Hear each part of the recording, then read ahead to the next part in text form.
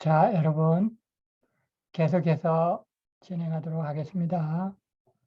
자, 아까 보던 PPT 화면 공유하도록 하겠습니다.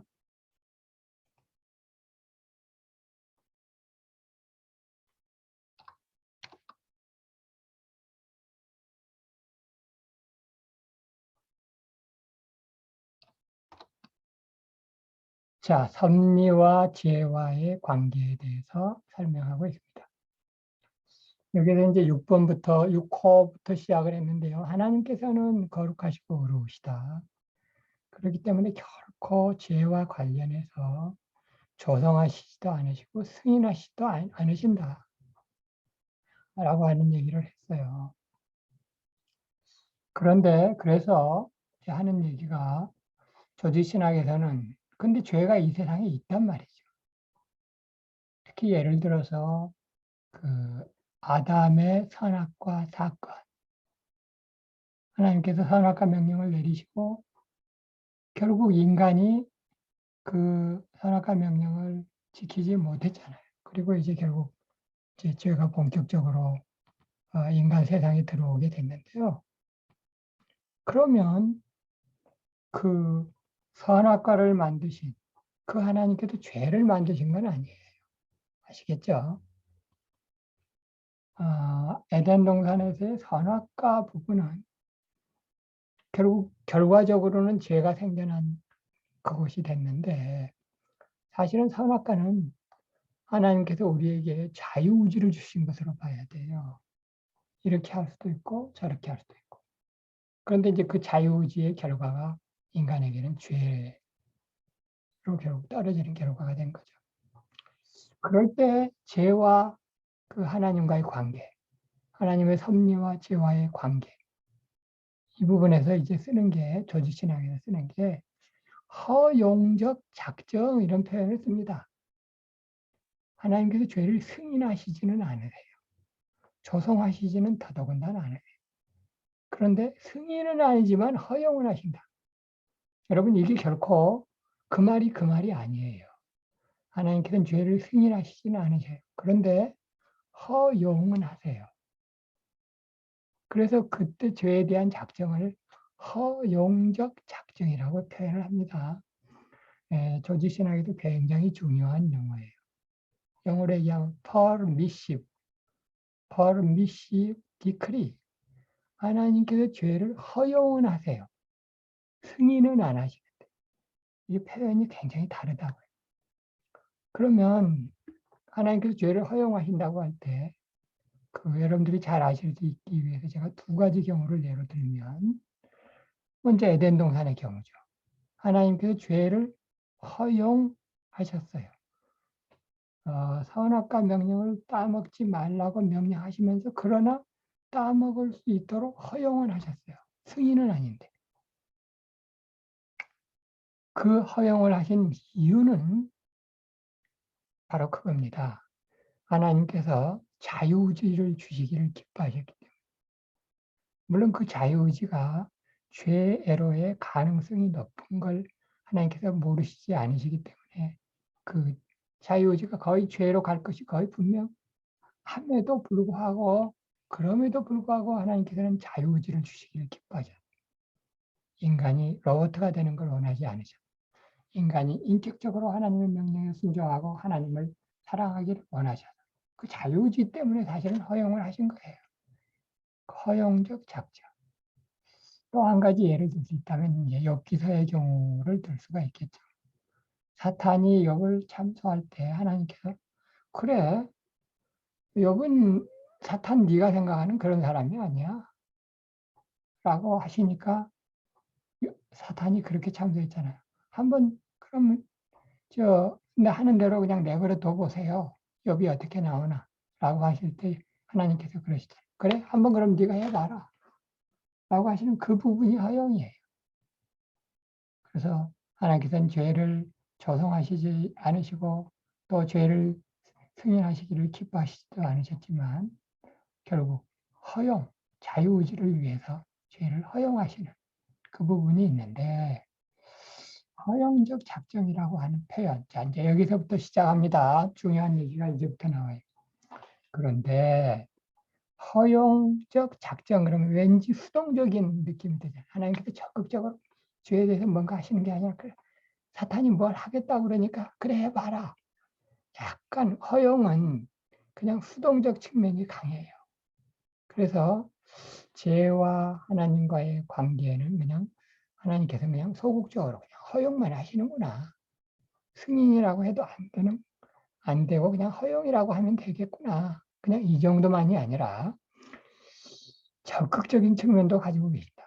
이 부분이 하나님께서 단순히 죄를 허용, 수동적으로 하시는 것만이 아니라 다양하게 처리를 하시는데 이 부분에 있어서 죄에 대해 적극적인 측면, 죄에 대해서 적극적으로 뭔가를 하고 계시는 부분도 있다.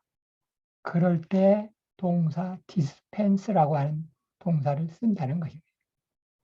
처리하다 이런 뜻을 가지고 있는데 그래서 하나님께서 죄들을 어떻게 처리하시나라고 하는 부분에서 이 웨스트민스터 신앙고백이 우리에게 중요한 것들을 가르쳐줘요. 심지어 이 내용은 그 조직신학이라고 하는 신학자들이 쓴 그 교리책, 조직신학책에도 잘 나오지 않는 내용인데 우리의 평신도들의 그 실제 삶에 있어서는 굉장히 중요하잖아요. 근데 이 중요한 것들을 웨스트민스터 신앙고백이 딱 정리를 해주고 하나님께서 죄에 대해서 수동적으로 허용만 하시는 것이 아니다. 적극적으로 뭔가 하시는 부분도 있다. 그 적극적으로 뭔가 하시는 부분이 뭐냐? 라고 하는 것을 정리를 해 주실 때, 자, 아까 6호를 봤는데 이번에 3호를 보십니다. 하나님께서는 그 죄들에 대해서 적극적으로 하시는 게 세 가지가 있대. 세 가지로 딱 웨스트민스터 컨페션에서 얘기해요. 그것을 밤색으로 제가 표시를 했습니다. 세 가지. 강력한 한계를 정해야 돼요. 두 번째, 다른 방식으로 정돈하게. 좀 설명을 좀 할게요. 강력한 한계를 정하신대요. 죄가 말이죠. 사람에 따라서는 작은 죄가 될 수도 있고 큰 죄를 저지르는 사람도 있고 그 여러 부분이 있는데 특별히 이제 하나님의 자녀들의 죄가 있고 악인들의 죄가 있을 텐데 그 각 죄들에 대해서 하나님께서 한계를 정하신대요. 그래서 그 한계는 강력하대요. 하나님께서 강력한 한계를 정하셔서 그 한계를 넘어서 죄가 더 커지지 않도록 딱 정해놓으세요. 그러면서 그냥 그 한계 안에서는 그 죄가 일어나도 자유의지를 사용하셔도 그냥 허용하시는 거예요. 하나님께서 죄에 대해서 아주 적극적으로 하시는 부분이 있는데 뭐냐? 한계를 딱 정해놓으시다. 그 한계를 강력하다. 마치 욥기서에 보면 또 그런 표현이 있잖아요. 그 바닷물이 아무리 뛰놀고 흉흉해도 일정한 경계를 정하시고 그 이상을 침범하지 못하도록 정하는 자가 누구냐? 욥에게 이 반문하시는 그 하나님. 그 부분을 생각할 수 있는데 한계를 정하신다라고 할 때 이 동사를 동명사를 어떤 단어를 쓰고 있냐면 bounding이라고 하는 단어를 쓰고 있어요. bounding, bound에다가 ing를 붙인 거예요. 여러분 경계라는 단어가 영어로 뭐냐면 boundary예요. boundary. boundary를 정하시는 거예요. 그렇죠? boundary를 정하시는 것을 bounding 그렇게 해서 그거를 한계를 정하심. 하나님께서는 죄와 관련해서 지금 하시는 것 세 가지 중에 하나는 바운딩이에요. 바운딩. 아시겠어요? 그 죄가 말이죠. 아무리 커도 하나님의 은혜보다는 더 클 수가 없어요. 우리가 쉽게 생각할 수 있는 그 한계 범위 중에서 물론 자잘한 사람에 따라서는 그 한계가 더 구체적으로 나올 수 있겠지만 적어도 우리 모든 인류가 공통적으로 얘기할 수 있는 그 죄의 한계에 있어서 중요한 것은 뭐냐면 인류의 어떤 악인의 죄가 아무리 크다고 하더라도 하나님의 은혜보다는 더 크지 못하다라고 하는 그 한계를 정하죠. 자, 아시겠죠? 중요합니다. 두 번째는 다른 방식으로 정돈하시고. 그 죄니까 죄라고 하는 건 나쁜 거잖아. 그 못된 것들. 근데 그 못된 것을 또 다른 방식으로 그대로 놔두면 못된 방식이고 안 좋은 것이니까 그걸 다른 방식으로 또 다른 일로 이렇게 해가지고 결국 정돈하셔서 모든 것이 합력하여 선을 이루도록 화가 복이 되고 나쁜 것 같았지만 그 나쁜 것을 통해서 더 자기의 죄를 깨달음으로 더 그 죄를 멀리하게 되는 하나의 계기가 된단 말이에요. 그거를 웨스트민스터 컨페션에서 뭐라고 표현하냐면 다른 방식으로 정돈하셨다. 이렇게 얘기를 하고 영어 동명사는 뭐를 쓰냐면 ordering, order, O-R-D-E-R, order, 주문하다, 정돈하다, 다르게 하다 라고 하는 영어 뜻을 가진 order의 ing형을 붙여서 ordering을 함시 ordering을 어떻게? 다른 방식으로 가만 놔두면 죄니까 나쁜 거니까 좋게 모든 것이 합력하여 역사하시도록 다른 방식으로 정돈하시고 ordering을 하시고 그리고 세 번째 그 죄들을 관할하세요. 관할. 죄들을 통치하시고, 죄들을 통치하시고, 가번하시고, 그렇죠? 그래서 이 ing, 영어로 얘기하면 가버닝, ing. 가번은 주로 그 정부 조직에다가 가버먼트 이런 그 단어를 쓰는데, 통치, 관할에 해당하는 가버닝을 하신다. 자, 아시겠죠?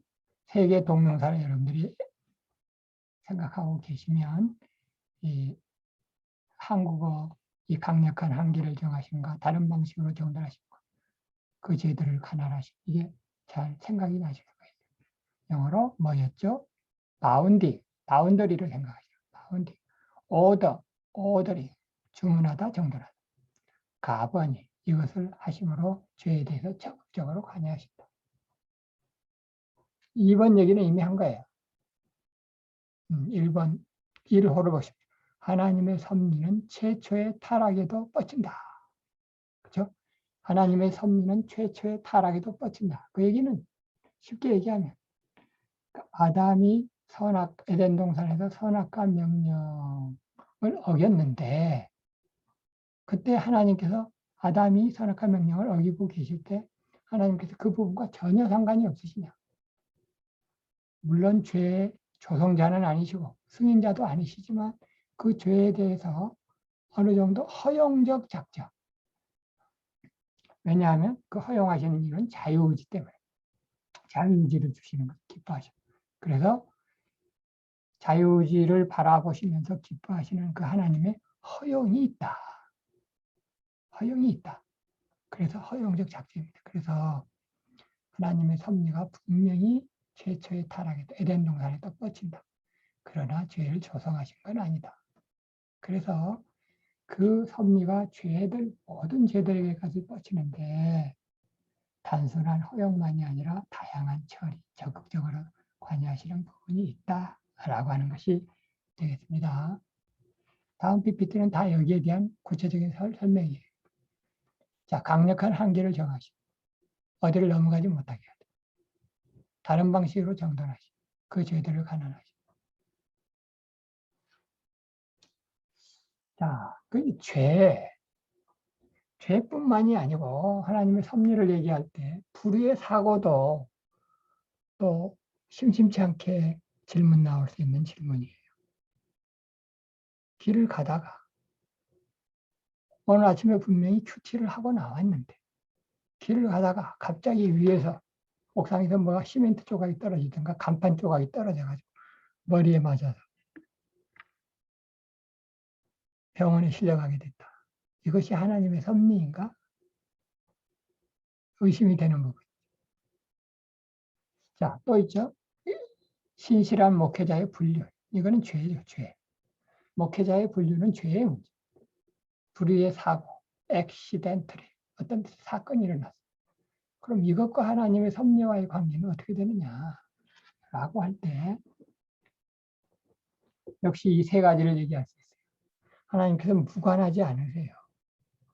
불의의 사고나 죄, 목회자의 분류를 포함한 부분. 하나님께서 그 부분들을 다 다스리세요. 그러나 그럼에도 불구하고 그 죄 사고를 하나님께서 일으키신 건 아니다. 그걸 이제 허용적 작정이라고 하는데, 그렇다고 하더라도 그 사고나 죄도 강력한 한계가 정해져 있어서 그 감당할 시험 밖으로 넘어가는 부분이 없어요. 성경에 있는 말씀 진리 그대로 우리 인간이 감당할 시험 밖에는 허락하지 않으세요. 죄도 그렇고 시험도 그렇고 사실은 사고도 그래요. 그 한계가 정해져 있다.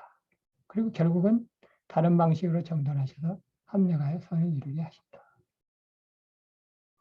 그리고 결국은 그 죄들을 관할하시는 이가 하나님 한 분이시다. 라고 하는 걸 우리가 믿을 수 있습니다. 이 세상에서 어떤 일이 생겨도 불안하지 않을 수 있죠. 그리고 하나님의 믿음을 손상하지 않고 계속해서 신앙의 삶을 정진할 수가 있겠죠. 이걸 하나님께서 원하시는 거예요.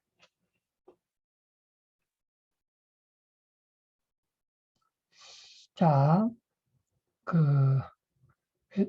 제 책 143페이지에 해설 부분을 아래 한 글을 가져온 부분입니다. 여기서 우리가 판단할 수 있는 것이 바운딩, 오더링, 가버닝 하시는 하나님에 대해 알고 나면 우리가 판단할 수 있는 게 세 가지가 있는데 이겁니다. 첫째, 피조물들의 죄에는 각기 일정한 한계가 있다. 둘째, 그 죄들이 여러 다른 방식으로 하나님에 의해 정돈됐다. 셋째, 하나님께서는 피조물들의 죄까지도 관할하셔서 궁극적으로 모든 것이 합력하여 선을 이루게 하신다. 이 부분을 웨스트민스터 신앙 고백을 통해서 하나님께서 우리에게 가르쳐 주시는 이유가 있어요. 그 이유가 뭔가? 여기 밑에 빨간 부분을 문장을 한번 읽어볼게요. 여기에서 두 가지 이유를 하나님께서 죄에 대해서 적극적으로 관여하시면서 죄를 처리를 하시는 그 이유에 대해서 우리에게 두 가지, 하나는 경각심, 하나는 위로라고 하는 두 가지 이유를 주는 것입니다. 자, 그러면 우리가 한번 이 빨간 부분을 한번 읽어볼까요? 자, 외민부터 이다까지 있습니다. 자, 시작. 외민 신앙 고백의 이 부분은 우리에게 죄 문제에 대해 경각심을 주면서 동시에 자신의 죄에 대해 너무 좌절하지 않도록 위로를 주는 승리이다. 두 가지 이유 때문에 하나님께서 우리에게 이거를 가르쳐 주세요. 물론 성경을 통해서 가르쳐 주신데 그 성경을 통해서 가르쳐진 진리가 체계적으로 일목요연하게 한 가지, 두 가지, 세 가지 가르쳐 주시는 게 웨스트민스터 신앙고백. 그렇게 가르쳐 주시는 이유는 첫째, 우리로 하여금 경각심을 줘요. 죄의 문제에 대해서 아니라면 죄를 또 저지르게 되니까 경각심을 줘요. 두 번째, 그 경각심을 이유로 해가지고 죄의 문제에 자기가 너무 침잠해 있지 않도록 너무 좌절하지 않고 위로를 하나님께서 이렇게 합력하여 결국 정렬하실 거니까 나의 실수에도 불구하고 내 실수가 그 어떠한 하나님의 은혜보다 더 클 수 없는 그 효과가 이 죄 나의 이 잘못한 실수가 어느 정도 큰 파급 효과가 있을지 모르지만 결국은 그 효과는 한계가 있고 결국은 하나님께서 주시는 시험은 나의 감당할 시험 밖으로 넘어가지 않고 그리고 결국 합력하여서 좋게 해가지고 다시 화가 보게 되는 일이 있게 될 것이다. 라고 하는 걸 알면 굉장히 위로가 되죠. 그래서 로마서 8장에 보면 사도 바울은 죄에 대해 승리를 고백할 때 있고 승리의 찬양을 부를 수 있는 죄에 대한 승리, 그 궁극적인 승리가 보장되어 있는 삶을 우리 성도들은 살 수가 있는 것입니다. 자, 하나님의 자녀들의 죄. 하나님의 자녀들의 죄. 왜 하나님의 자녀들이 죄 가운데 있게 되는가? 라고 하는 것이 5장 5절에 있습니다. 명제적 전리 한번 1번을 보시죠. 자, 눈으로 한번 보십니다. 자, 보셨죠? 이 여기 1, 2, 3, 4, 5가 있는데 앞에 써 있는 작은 글씨는 우리 책 교재에 제 책에 있는 내용이고 그 다음에 화살표를 해가지고 때로는 이 밤색 글씨로 하여튼 더 굵은 글씨로 쓴 것은 그 책에 있는 그 요지 부분을 보충 설명하는 것이 되겠습니다. 자, 보시죠. 책에 이렇게 되어 있어요. 하나님께서는 말이죠. 때때로 자신의 자녀들을 부패한 가운데로 내버려 두시는데 그것이 잠시 동안. 이거는 교재 안에 있는 거예요. 웨스트민스터 컨페션 안에 영어 문장으로 있어요. 잠시 동안.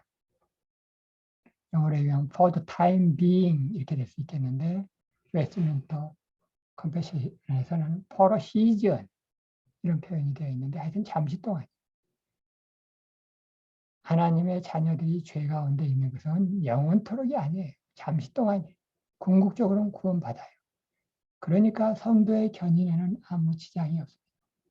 그래서 불가항력적인 은혜는 결국은 받게 되는 거고 구원의 은혜, 성도의 견인에는 아무 지장이 없이 결국 구원을 받게 되는 것입니다. 다만 전제가 하나 있다고 한다면 하나님을 마음으로 믿어 의에 이르고 입으로 시인하여 구원에 이르렀을 때 입으로만 주여 주여가 아니라 마음으로 믿어 의에 이르렀을 때 그때 성도의 견인에는 지장이 없는 것입니다. 여기 2호에도 보면 굉장히 중요한 게 있어요. 그들이 하나님의 자녀들이 죄를 지을 때 그것은 그들이 전에 지은 죄가 있어요. 작은 죄죠. 근데 그것 때문에 그들을 징계하시기 위해서 더 큰 죄를 짓게 하시는 경우가 있어요. 아주 오묘하죠. 자, 여기 2호에 아주 성경에 있는 내용 중에 아주 오묘한 내용을 가지고 있습니다. 뭐냐면 하나님께서 우리로 하여금 가령 성경에서는 다윗으로 하여금 죄를 짓게끔 역사하시는 것처럼 오해될 수 있는 구절들이 있어요. 그것은 왜 그러느냐? 그가 전에 지은 죄가 있기 때문에 그 전에 지은 죄를 죄인지 모르고 가만히 이러고 있으면 그 전에 지은 죄를 들춰내시고 생각나게 하시기 위해서 다른 죄를 짓게끔 하시는 것 같이 보이는 경우가 있어요. 그 좋은 예가 사무엘하 24장에 보면 하나님께서 다윗을 감동시키사 하나님의 영이 다윗을 감동시켰다. 이렇게 때로는 사탄이 다윗을 감동시켰다 이렇게 표현되는 경우도 있지만 또 다른 성경에 보면 하나님의 영이 다윗을 감동시켰다 이렇게 표현된 적도 있어요. 그것이 개역 개정에서는 이제 감동이라는 표현보다는 이제 격동시키사 이렇게 번역이 되어 있는데 영어로 얘기하면 he moved David. 그 얘기는 뭐냐? 하나님께서 다윗을 움직이셔서 죄를 저지르게 하세요. 어떤 죄? 인구조사라고 하는 죄. 여러분, 인구조사가 오늘날은 죄가 아닙니다. 그 경제기획원에서 하는 인구 센서스는 죄가 아니에요. 그러나 구약의 여건 하에서 그 하나님의 백성의 왕이 인구조사를 하는 것은 그 전쟁, 방어를 위한 전쟁이라고 하더라도 하나님을 온전히 믿지 않는 그런 죄에 해당했어요. 다윗이 성경을 해서 보면 한 두 가지 정도의 죄를 짓는데 하나는 인구조사라고 하는 죄를 지은 거고 또 한 가지 죄는 그 누구예요? 그 바세바하고 관련해서 이제 죄를 지은 그 한 두 가지 정도의 죄를 다윗이 짓게 됐는데 이 여기서 보면 인구조사라고 하는 죄를 짓게 된 이유가 하나님께서 그를 감동시키셨대요. 움직이셨대요. 번역은 개역개정에서 격동이라고 되어 있어요. 개역에서는 감동이라고 돼요. 하나님께서 그렇게 하게 하셨다는, 죄를 짓게 하셨다는. 그러면 여러분들이 생각할 때, 하나님은 죄의 조성자가 아니시라고 하셨는데 죄를 조성하셨네? 이렇게 오해할 수 있잖아요. 그게 아니라 다윗이 전에 지은 죄 때문에, 전에 지은 죄, 다윗이 죄를 저질렀건 아니면 다윗이 다스리고 있는 이스라엘 백성이 죄를 지었고 그것 때문에 더 큰 죄를 짓게 만드시는 것입니다. 그 이유는 그들 마음의 부패성과 기만성의 숨은 힘을 깨닫게 하려고. 그래서 결국은 큰 죄를 짓고 하나님 앞에 겸손하게 납작 엎드러지도록 하게 하시기 위해서 하나님께서 죄를 짓도록 인도하시는 것처럼 보이는 경우가 있어요. 자, 그래서 여기 보면 사무엘하 12장, 아까는 사무엘하 24장 얘기를 했잖아요. 사무엘하 12장의 경우도 보면 다윗에게, 이건 이제 다윗에게 내려진 재앙인데, 이거는 하나님께서 그 재앙을 예정하신 게 아니에요. 그 인간 다윗이 그 이스라엘 백성들과 함께 지은 죄에 대한 하나님의 진노예요. 그래서 하나님께서는 때때로 죄를 더 크게 들춰내세요. 더 크게 들춰내셔서 우리 마음에 숨은 생각이 부패한 마음이라고 하는 걸 알도록, 깨닫도록, 그래서 하나님 앞에 겸손하게 될 수 있도록, 그래서 기도의 필요성을 절감하게 하시고 하나님의 자녀들로 하여금 죄 가운데 있게 하시는 경우가 있습니다. 악인들에 대한 섭리의 경우에서도 이를 호해 보면 그 악인이 지은 이전의 죄들 때문에 하나님께서 눈물게 하시고 강탁하게 하십니다. 창세기 4장 7절에 보시면 하나님께서 가인의 그 제사를 예물을 받지 않으셨어요. 왜 받지 않으셨어요? 그 이전에 지은 가인의 죄가 있는 거예요. 하나님 앞에서 온전하지 못했다. 그런 그 제사에 대한 습관 때문에. 그래서 하나님께서 결국 그 가인의 제사를 받지 않으셨는데 가인은 더 큰 죄를 짓잖아요. 더 큰 죄 무슨 죄요? 자기 동생을 죽이는 죄를 저지르잖아요. 그게 사실 그들의 이전의 죄들 때문에.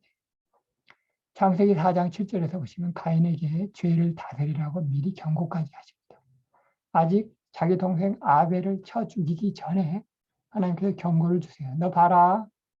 너 보니까 죄를 다스려야 되겠네. 그렇지 않으면 죄가 네 문 앞에 와서 웅크리고 있을 거야.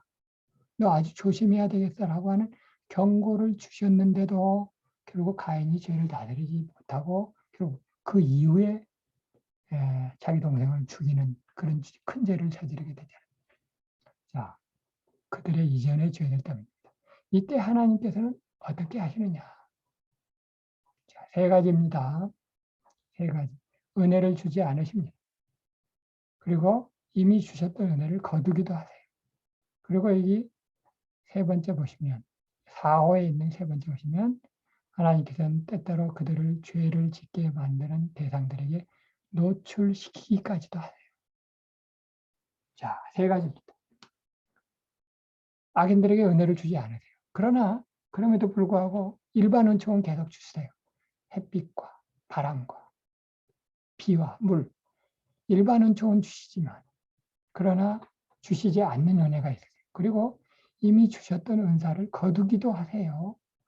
여러분 잘 생각해 보시면 그 악인은 아니지만 삼손의 경우를 생각해 보실 수 있죠. 삼손에게 주셨던 은혜를 거두시니까 삼손이 더 이상 힘을 쓰지 못해요. 악인들의 경우에는 더 말할 것도 없죠. 이미 주셨던 은사를 거두기도 하죠. 그런데 가장 무서운 것은 이 4호에 있는 세 번째, 죄를 짓게 만드는 대상에 드러내버리세요. 영어로는 expose, 드러내세요. 하나님의 죄에 대해서 하시는 아주 적극적인 방법이에요. 하나님께서는 죄에 대해서 그냥 수동적으로 허용만 하시는 것이 아니라 하나님의 자녀들에 대해서도 적극적으로 하시는 부분이 있으십니다. 악인들에 대해서 아무개 악인들을 죄에 대해서 그냥 탁 익스포즈 하세요. 그러면 단지 죄를 허용만 하시는 것이 아니라 드러내시면 그 악인은 결코 죄를 피해가기 어려워요. 익스포즈 하십니다. 사탄의 세력에 내어주세요. 그러면 로마서 1장 24절 하나님께서 저희를 마음의 정욕대로 더러움에 그냥 내버려 두시면 그는 뭐 죄를 피해갈 수가 없는 거죠. 그래서 바로가 강팍해지는 구약의 사울 왕이 강팍해지는 그런 경우를 우리가 볼 수 있어요. 그래서 이거를 또 영어로 얘기하면 우리 교재 149페이지 하나님께서 은혜를 주지 않으십니다. withhold from. 하나님께서 주시는 그 특별 은총으로부터 withhold from. 그러나 일반 은총은 계속해서 그럼에도 불구하고 주시는 자비하신 하나님. 일반 은총은 계속해서 주시지만 특별 은총은 주지 않으신다. withhold from. 두 번째, 이미 주셨던 은사를 거두어 가십니다. withdraw. 거두어 가세요. 삼손의 경우, 구약의 사울 왕의 경우 주셨던 은혜를 거두어 가세요. 그 다음에 가장 무서운 거, 죄의 대상들에게 그대로 노출시키세요. expose. 그리하여 그들을 자기들의 정욕들과 사단의 권세로 내어주신다. give over to. 사단의 권세로. give over to. 그 다음에 사단의 권세. 그래서 그들 마음의 정욕대로 내버려 둔 바 되면 그가 갈 수 있는 것은 그는 유기당하고 그가 갈 수 있는 것은 지옥밖에 없는 거예요. 자, 맨 마지막에 보시고 마치도록 하겠습니다. 결국 죄 지은 자들은 점점 그 죄가 더욱더 커진다. 아주 무서운 그 가르침을 성경은 우리에게 주고 있고 그 성경의 가르침을 체계화한 것이 웨스민스터 신앙국입니다. 자, 죄를 드러내시는 하나님. 이 과정에서 하나님께서 오히려 인간을 죄로 몰아가시는 것처럼 보일 때가 있어요. 그러나 사실 그것은 인간의 숨은 죄 때문에. 요나의 경우, 요나는 하나님께서 니느웨로 가라고 하셨는데 그 마음 속에는 니느웨로 가고 싶지 않고 다시스로 가고 싶은 마음이 있는 거예요. 그래서 항구에 가봤더니 웬걸 다시스로 가는 배가 딱 있는 거예요. 자기 마음속에 니느웨로 가지 않고 다시스로 가고 싶은데 다시스로 가는 배가 있어요. 그럼 하나님께서 요나로 하여금 다시스로 가는 것을 허락하시는 것입니까? 승인하시는 것입니까? 승인이 아니에요. 그 죄를 그냥 허용하시는 거예요. 그리고 그렇게 해서 가다가 이제 풍랑을 만나고 물고기 뱃속으로 들어가도록. 그래서 결국은 하나님 앞에 하나님 내가 다시 주의 성전을 바라보겠습니다. 기도하도록. 그래서 죄 가운데 때로는 노출시키기도 하시고 죄로 몰아가시는 것이 아니라 죄를 허용하시는 것처럼 보이는 경우가 있다. 라고 하는 것을 여러분들이 아시면 그 교회에서 죄와 관련된 그 신앙 상담을 받으실 때 또는 설교하실 때 죄와 관련해서 우리가 어떻게 표현을 하느냐라고 하는 아주 중요한 것들을 여러분들이 아시게 되겠습니다. 자, 여러분들 수고 많으셨습니다. 자, 그러면 우리가 또 다음 주에 보도록 하십시다.